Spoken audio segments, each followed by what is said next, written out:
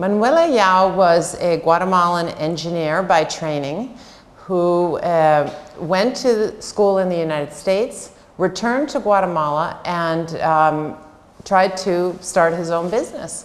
And he looked around Guatemala and realized that people who started businesses were continually meeting with failure.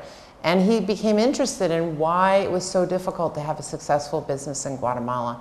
And he became interested in economics. He taught himself through, just acquiring books in Austrian economics about how the market works. And using that information and that education, he went on to found a very important university in Guatemala City called the University Francisco Marroquin, which now is one of probably the predominant university in Guatemala, and the university where businesses that want to hire people out of school go as their first choice.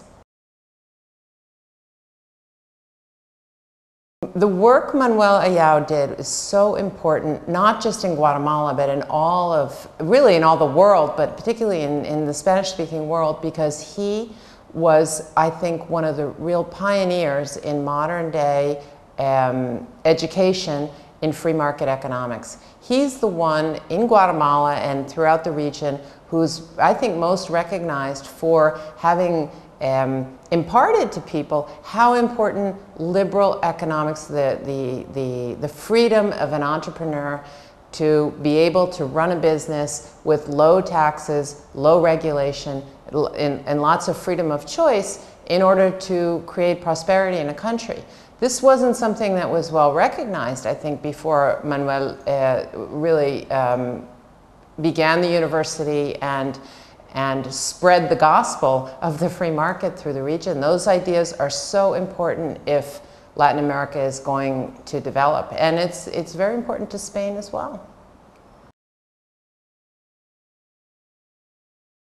Well, ideas matter. And what we have learned in the United States, in Europe, and certainly in Latin America is that if you don't defend the ideas of free markets, they wither. I mean, there's always competition with people who believe that the answers to our problems of poverty and underdevelopment are found with the state.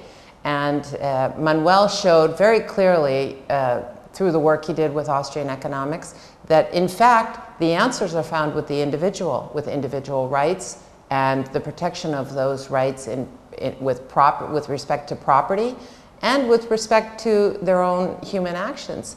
And those ideas have to be defended if they're going to be part of the rule of law in a country, and if they're going to help the country develop and make life better off for all the people who live there.